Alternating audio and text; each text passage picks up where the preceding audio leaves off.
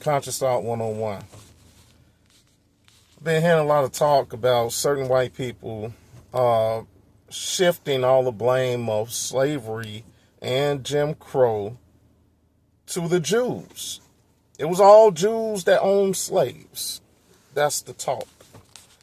All these Jews, they mastered the slave trade. Now, we know 98% of all slave owners in America was white.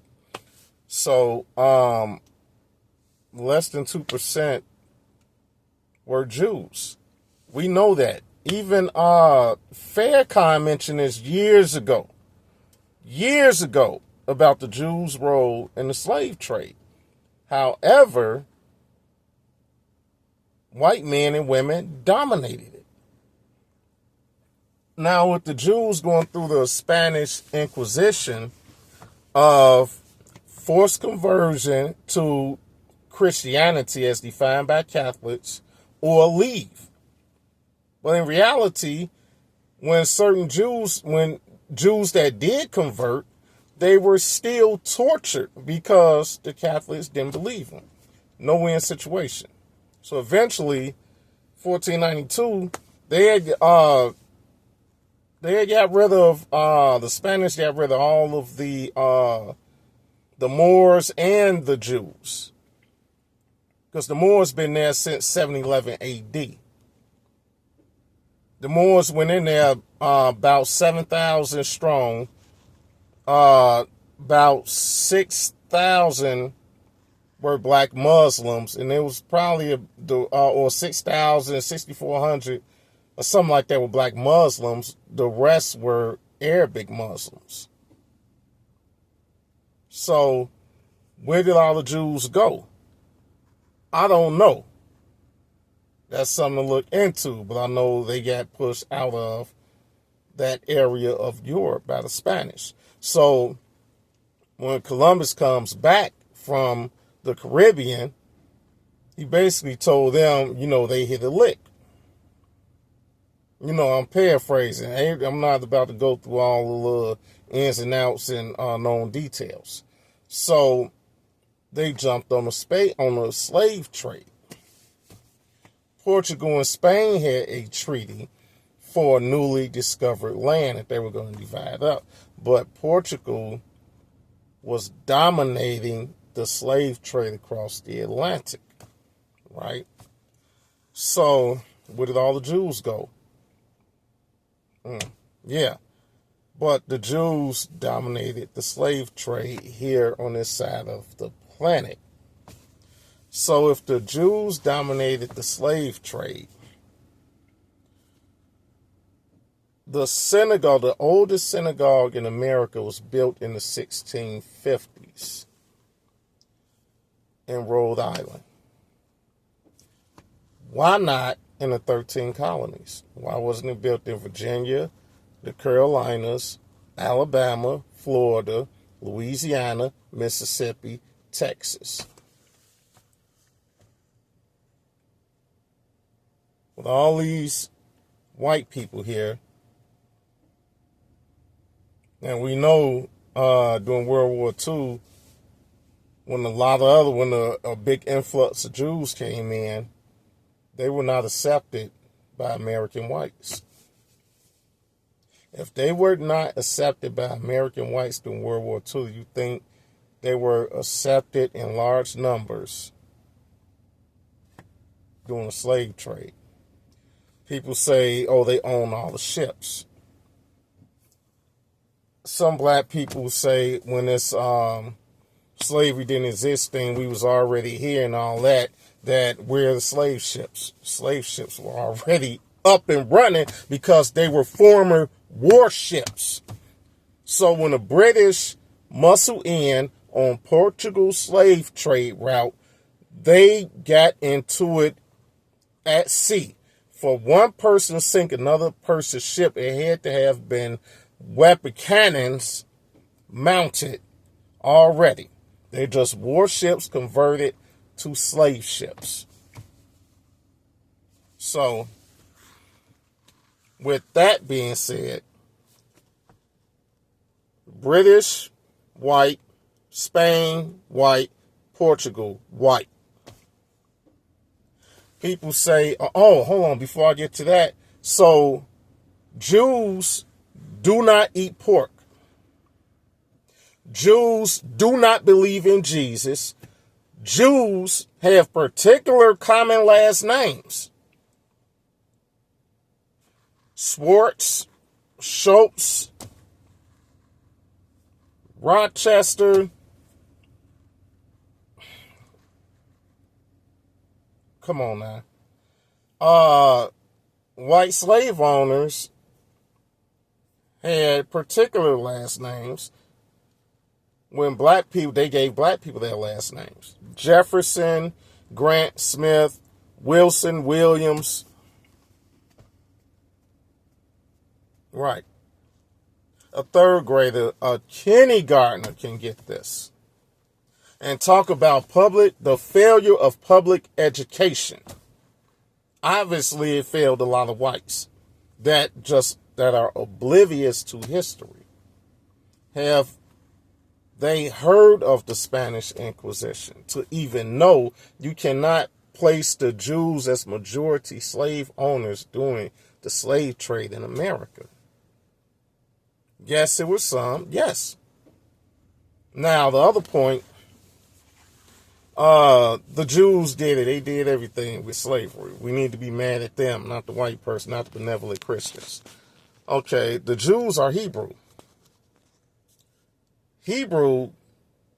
Jews, not the black Hebrews, the Jews do not celebrate Christmas, Easter. I don't know about New Year's Eve. I doubt it, but I'm not sure. They have their holidays. They got their Hanukkah, and their biblical feast days, Passover and other holidays. So, to their religion, to their culture. So, in case people didn't know,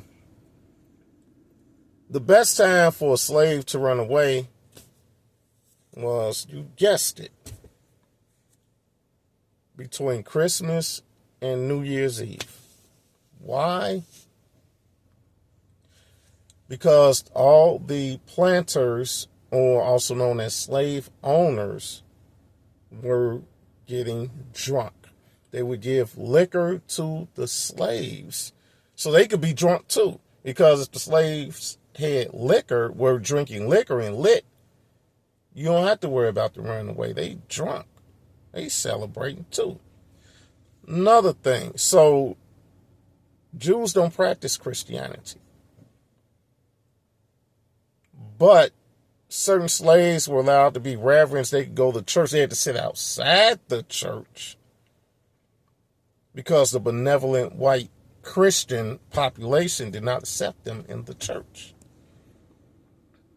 So much for Christianity, which was an excuse used for colonization and for dragging us over here. Oh, we need to Christianize them. Then the black man become a top Christian and follow the Bible by the letter. No, you're still a slave. You're not free. No, you can't read. Y'all got a Bible for y'all. It just say your reward is in heaven. None of this. If you are free in Christ and this and that. No, none of that. Pork. Jews don't eat pork, right? Basically, the same dietary law as certain Muslims. Muslims have their halal meat. I don't know what Jews call it, but I know they don't eat pork. So, black people's soul food menu. Chitterlings, I call them chitlins. And for those that don't know, those are pig intestines. They stink. I never ate them. I was as a kid in the kitchen. My mama used to clean them for my sister father. I couldn't take it. I gotta leave. My appetite was gone. Even though it was other things getting cooked, my appetite was gone. Looking at them, it was the smell. So you gotta clean the feces out of the intestines before you cook them, and they still stink. Do you think all these Jews would have pigs running around and chitlins in the air? All right. The Sabbath, their Sabbath,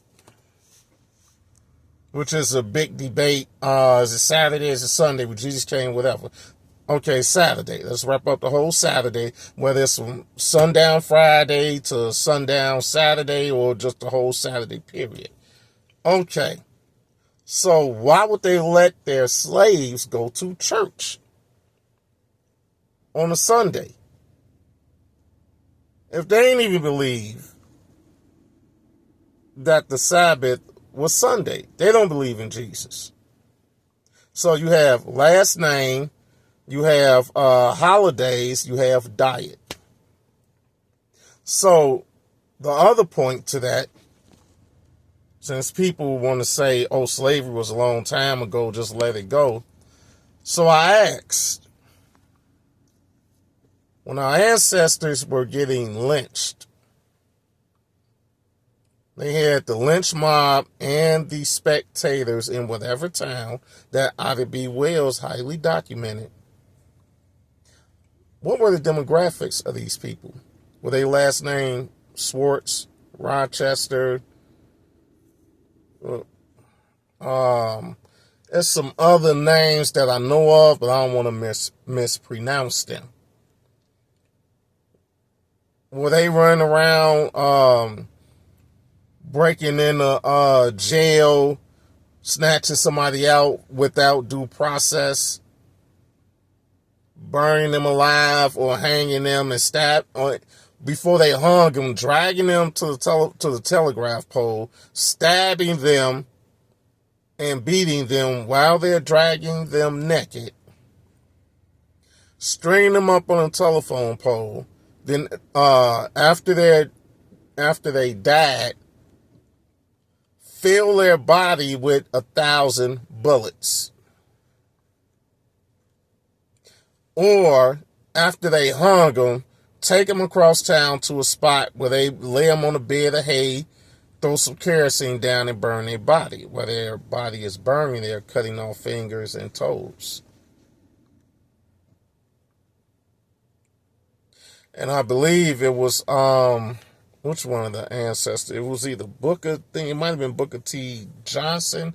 I might be wrong on the name, but somebody from this era was writing a letter or something for a speech, and they walked past the store in this town, and the sign had said, could have been Sam Wilson Knuckles for sale in the jar. And they had to stop and look, and it messed up their whole thought process. So, and even burn people alive.